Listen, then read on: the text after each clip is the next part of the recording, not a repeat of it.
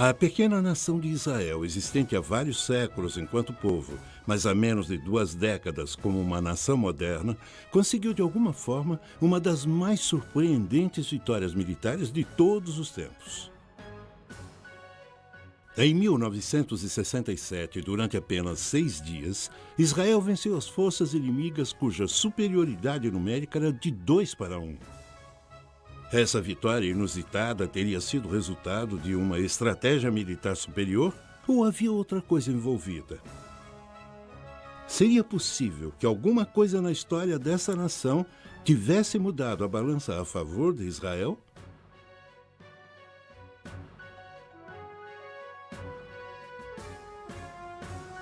Dada a moderna tecnologia militar, como seria possível tal vitória milagrosa? O atual tumulto no Oriente Médio seria um resultado direto dessa vitória?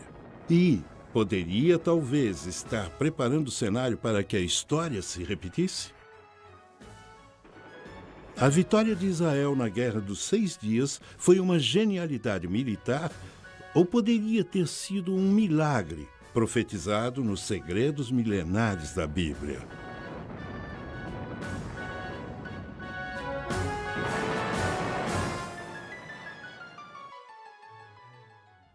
Bíblicas poderão chocar e surpreender.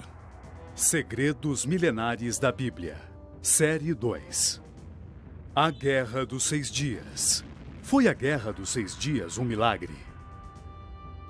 No final de maio de 1967, Nasser, presidente do Egito, ameaçava Israel de total aniquilação. A União Soviética e os Estados Unidos se posicionaram em defesa de seus respectivos aliados. Os soviéticos vinham suprindo o Egito e seus vizinhos árabes com armamentos e apoio, e os Estados Unidos firmaram sua posição ao lado de Israel, mas ninguém acreditava que a pequena Israel pudesse enfrentar um ataque maciço de seus vizinhos árabes. Ninguém a não ser Israel. Nasser recebera o que acreditava ser informações confiáveis sobre o movimento das tropas de Israel que estariam se concentrando na fronteira da Síria, mas essa informação provou ser completamente falsa.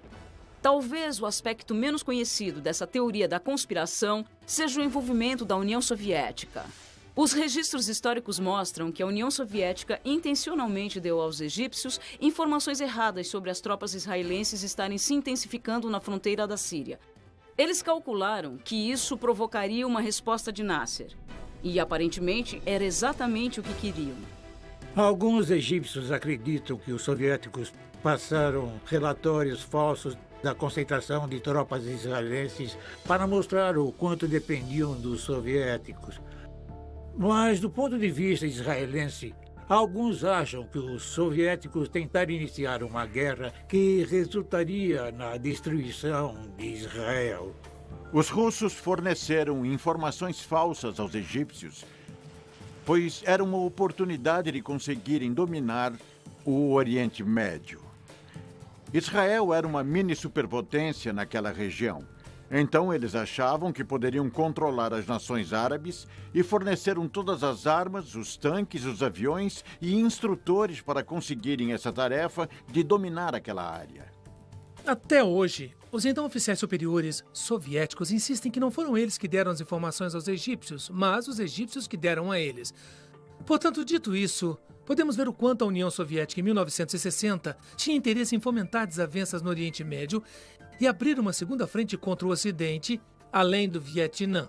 O plano funcionou perfeitamente. Quando o Egito recebeu os relatórios falsos dos soviéticos, Nasser começou imediatamente a concentrar suas tropas na fronteira da Síria. Isso não só divergiu sua atenção das bases aéreas no interior do Egito, como também deu a Israel uma desculpa para lançar um precedente primeiro ataque aéreo, dando a eles uma enorme vantagem para vencer a guerra. Isso é apenas uma teoria da conspiração e, mesmo que fosse verdade, ainda não explicaria por que o Egito falhou em responder ao que acabou sendo o primeiro golpe devastador de Israel, um ataque precedente contra as forças aéreas egípcias. O Egito não respondeu, pois sua força aérea tinha sido destruída no solo nas primeiras horas da luta.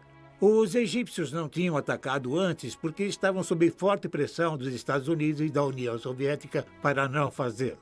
Especula-se que os americanos então informaram Israel que o Egito estava encurralado. As duas nações concordaram que a chance de Israel sobreviver seria atacar primeiro enquanto o Egito estava de mãos atadas.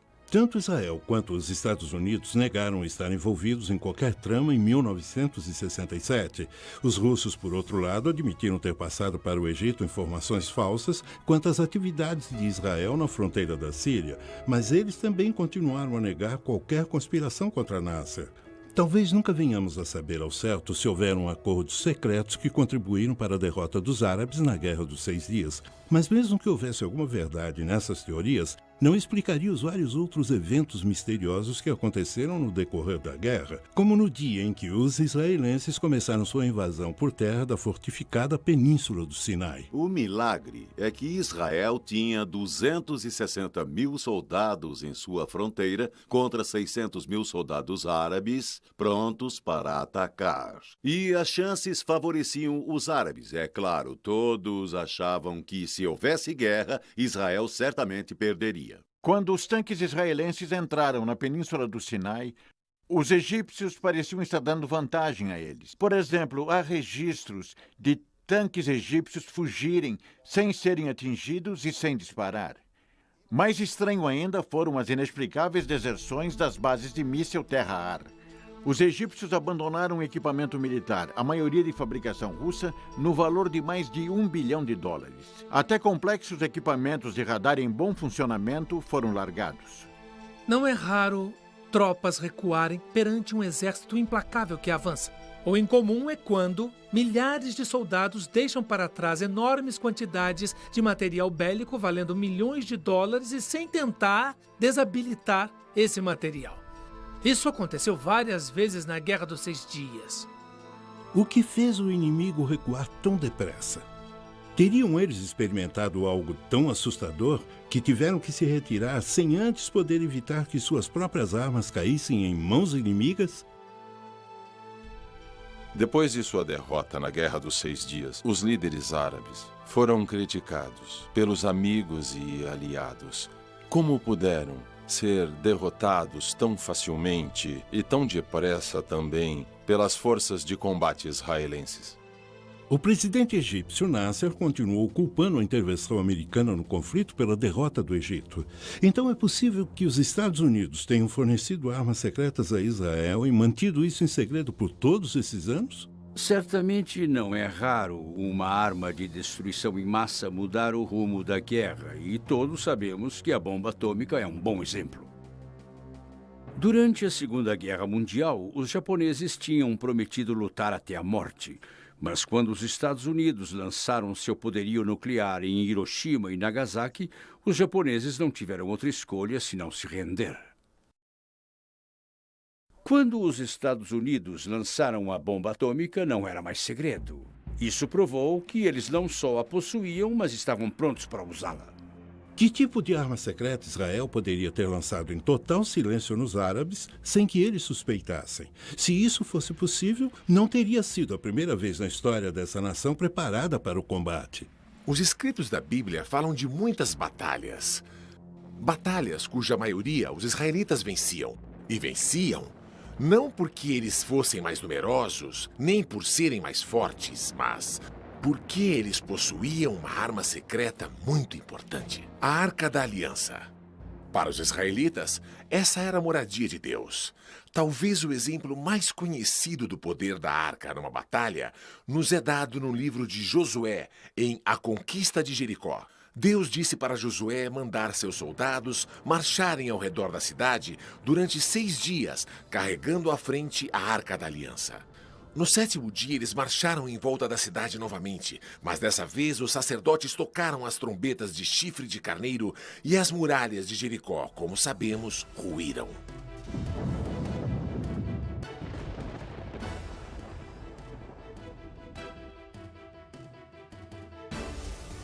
A Arca da Aliança foi perdida há milhares de anos, então não tem como ela ter tomado parte na vitória.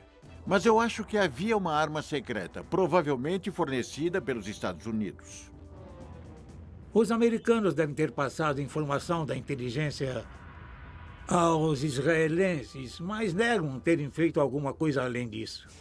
As alegações sobre arma secreta eram totalmente infundadas. Embora os árabes dissessem que Israel tinha armas secretas que acabaram por decidir a guerra, eles não tinham armas nucleares atômicas secretas de larga escala. No entanto, utilizou armas inovadoras antissecretas em seus ataques. Na Batalha de Jerusalém, por exemplo, os bunkers israelenses que estavam de frente para os jordanianos tinham mísseis superfície secretos. E assim que os jordanianos começaram a bombardear o oeste de Jerusalém israelense, esses mísseis conseguiram arrasar, em questão de minutos, os bunkers jordanianos. Se as teorias da conspiração não podem explicar a surpreendente vitória de Israel na Guerra dos 6 Dias e não havia nenhuma arma secreta, devemos procurar outra opção. Talvez tenha havido uma intervenção de outro tipo que levou o general Mordecai Rode a dar a seguinte explicação. Ele disse: quando nossa nação é encurralada, ela se ergue e revida em dobro. Esse espírito é a arma secreta do povo de Israel. A força e a coragem do povo israelita certamente tiveram muito a ver com a sua vitória milagrosa. Mas teria havido outra força atuando no conflito? Uma força sobrenatural? Seria possível que os grandes profetas do passado de Israel estavam para receber o que lhes é devido? E quem confirmaria essa intervenção milagrosa? Os israelitas ou os árabes? Por milhares de anos, o povo israelita foi espalhado pelas nações frequentemente mais hostis do mundo. No entanto, uma esperança e uma herança em comum o mantiveram unido, apesar da fé e a coragem do povo judeu terem sido testadas ao limite extremo e além. O ano que vem, em Jerusalém, foi o laço comum que uniu geração após geração a duradoura esperança de retornarem à sua terra natal. Talvez por causa disso, o espírito coletivo e resoluto dos israelitas se endureceu como aço, tornando-os um dos guerreiros mais destemidos da terra. Isso explicaria como eles superaram os terríveis desafios para vencerem a Guerra dos 6 Dias? Talvez, mas também pode ter havido outra explicação. Estou convencido de que houve intervenção divina na Guerra dos 6 Dias. Comparando os dois exércitos, o seu tamanho, o número de soldados e comparando também o impressionante maquinário, você vê que era impossível isso ter acontecido sem uma ajuda externa. Israel era uma nação contra um mar de estados árabes. Parecia que iríamos perder e deixar de ser uma nação entre nações.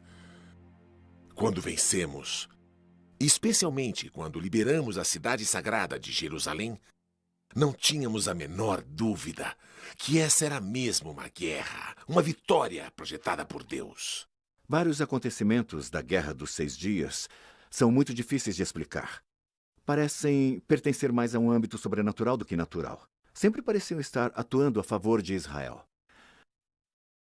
Um cabo feminina estava num jipe com o comandante do regimento de uma unidade de blindados quando viu imediatamente surgir um fogo imenso em seu caminho.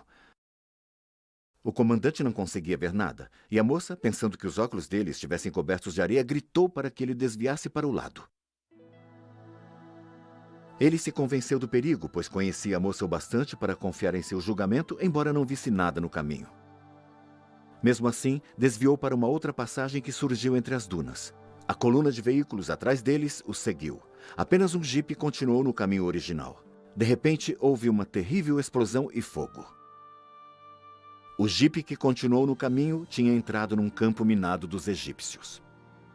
Esse seria apenas um exemplo fortuito das areias do deserto pregando peças na visão de alguém? Ou o cabo de fato teve uma visão que a avisou do perigo à frente?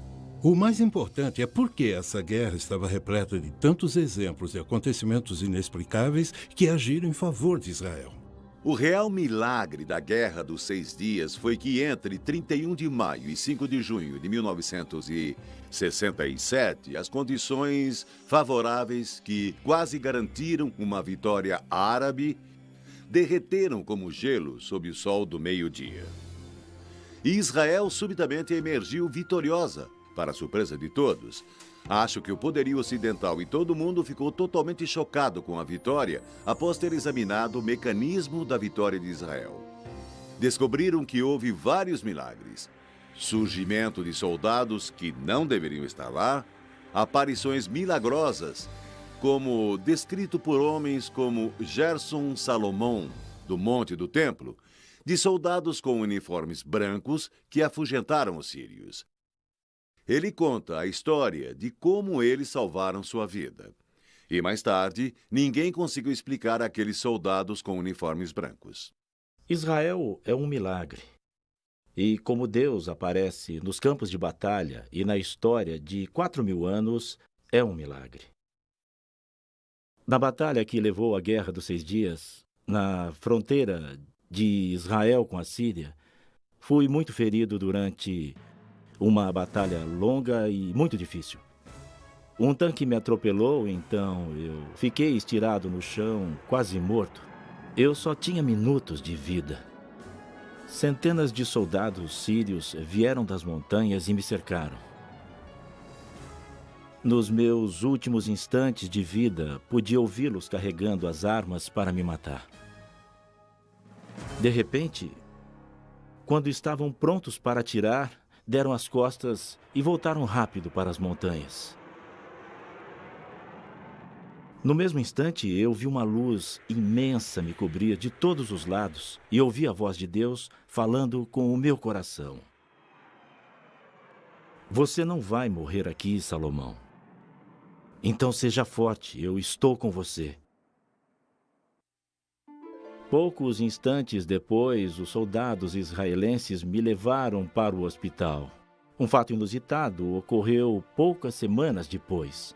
Observadores das Nações Unidas, que acompanharam a batalha entre os sírios e a minha unidade, vieram me encorajar e disseram: nós perguntamos aos oficiais árabes que comandaram a batalha contra a sua unidade por que não atiraram no oficial israelense quando tiveram a chance, e eles responderam: não pudemos matá-lo porque quando estávamos prontos para atirar, de repente, apareceram milhares de anjos. Nós os vimos com os nossos próprios olhos, e a única coisa que podíamos fazer era nos virar e correr rápido de volta para as montanhas. O Deus dos judeus queria esse soldado israelense vivo.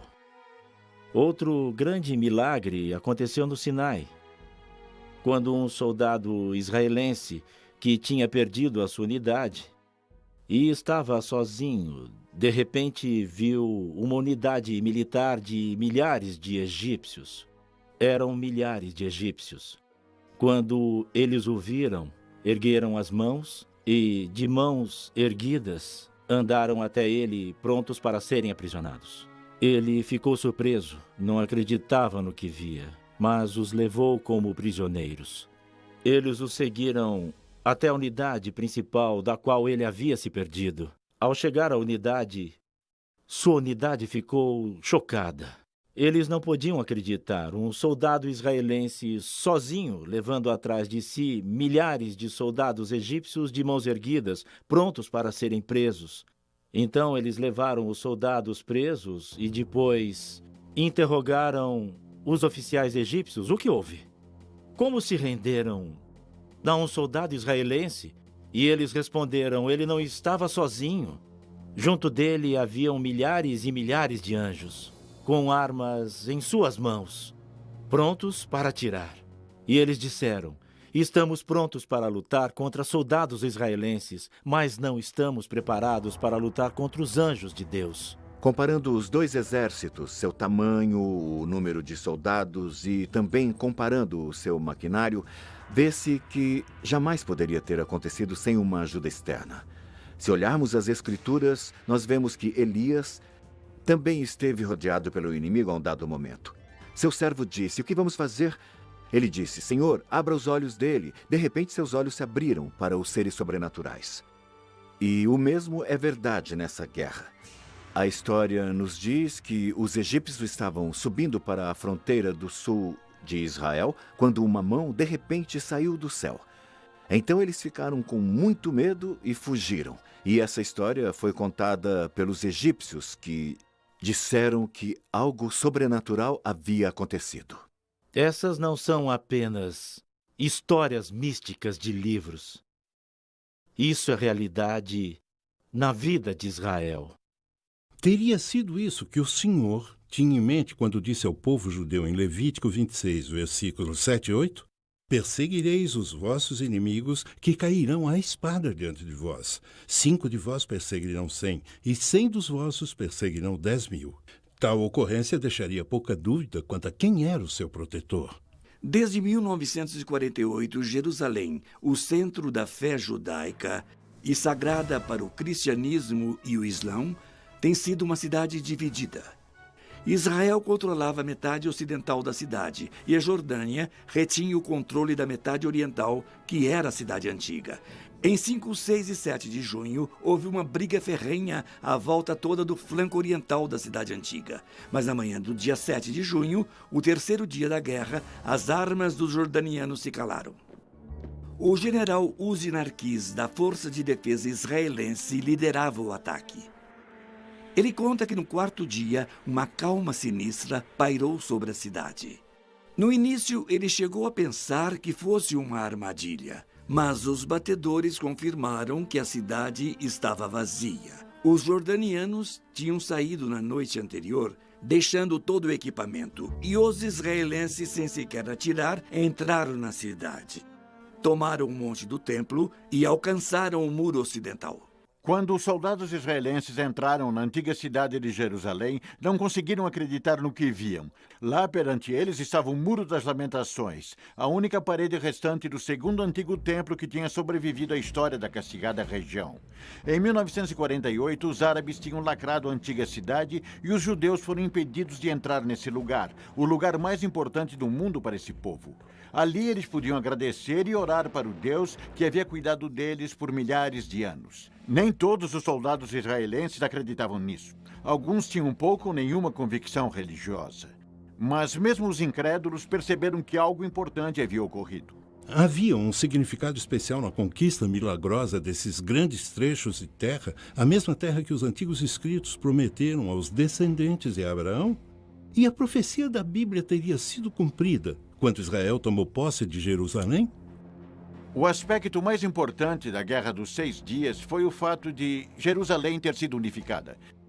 Jerusalém tinha sido arrasada 20 vezes, mas nunca tinha sido dividida até 1948.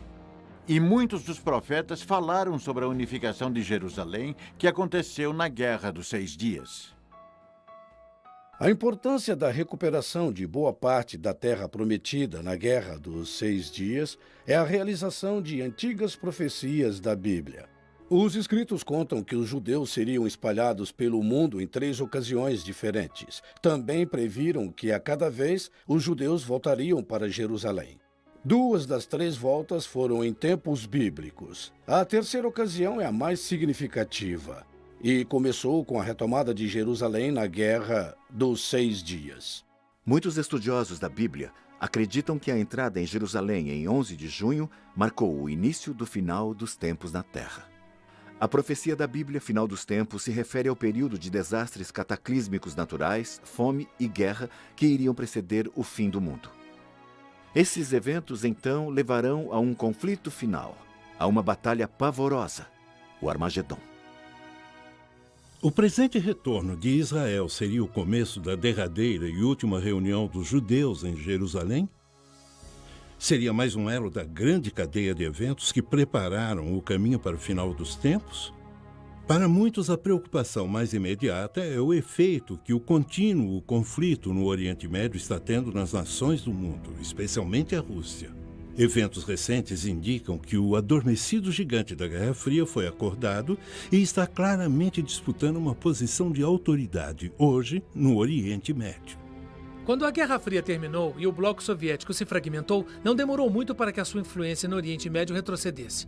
Então, no início de 1990, a Rússia decidiu retomar sua tradicional posição no Oriente Médio, buscando uma política independente. Isso, às vezes, envolve apoiar regimes tidos pela América como perigosos. Ou seja, os aliados da Rússia na região se tornaram inimigos da América.